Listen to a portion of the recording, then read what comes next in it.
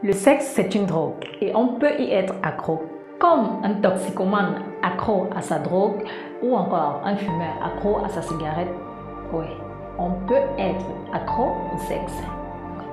Comme je l'ai dit dans plusieurs vidéos, pendant le sexe, le corps sécrète beaucoup d'hormones et le cerveau aime ça. Le cerveau aime être dopé aux hormones du plaisir et c'est pour cela qu'il va demander encore et encore. Avant d'aller plus loin, j'aimerais qu'on fasse une différence entre hypersexualité et addiction sexuelle. Dans les deux cas, l'addiction sexuelle et l'hypersexualité, les envies et les désirs sexuels sont très forts. Je prends l'exemple.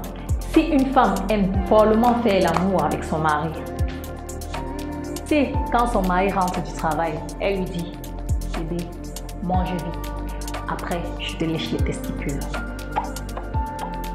Et dès qu'il finit le premier coup, elle dit « Bébé, repose-toi bien, je veux un deuxième coup ». Et après ça, elle dort et à 4 heures, elle commence à griffer son mari. Donc, quand son mari est là, elle peut faire l'amour tout le temps.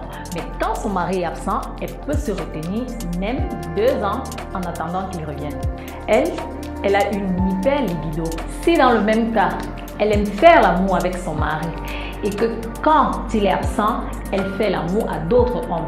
Dans ce cas, elle est addicte au sexe.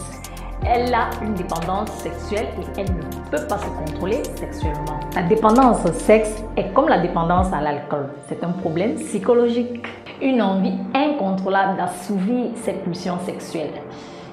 Et la dépendance au sexe va de pair avec la dépendance au porno et la masturbation compulsive. Et c'est très difficile de s'en sortir parce que les hommes ont le pénis à portée de main et les femmes le vagin à portée de doigt. L'addiction sexuelle est la plupart du temps liée à une angoisse. La perte de son boulot, une rupture, une trahison, le célibat prolongé. Oui, le célibat prolongé. Le fait de n'avoir pas un partenaire est une cause à l'addiction sexuelle. L'addiction sexuelle sert à combler un vide et à limiter un mal-être. Bon, maintenant, comment sortir de là? Comment vaincre son addiction? Premièrement, il faut prendre conscience de son addiction. Ensuite, il faut déterminer les éléments et les situations qui alimentent cette addiction. Ce sont les 2 étapes les plus importantes et il est préférable que vous le fassiez seul. Faites-le sans contrainte car en réalité, le chemin est long et progressif. Ça peut prendre des mois et parfois même des années. L'objectif final est d'évacuer la dépendance sexuelle et autre chose. Vous allez rechuter de temps en temps. C'est normal, ne vous en voulez pas. Si vous avez l'habitude de vous masturber 3 fois par jour, commencez à le faire seulement 2 fois par jour et ensuite 1 fois par jour et ainsi de suite. Il y a des vidéos qui vous diront que c'est facile de s'en sortir de la masturbation d'un coup. Oui, c'est possible, mais l'élégance d'une méthode progressive est qu'elle nous donne le temps de mieux travailler sur nous-mêmes et de comprendre nos aspirations profondes.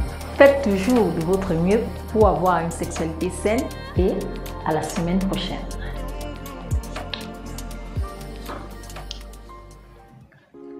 Entre hypersexualité et addiction sexuelle. Avant d'aller plus loin, j'aimerais qu'on fasse regarder.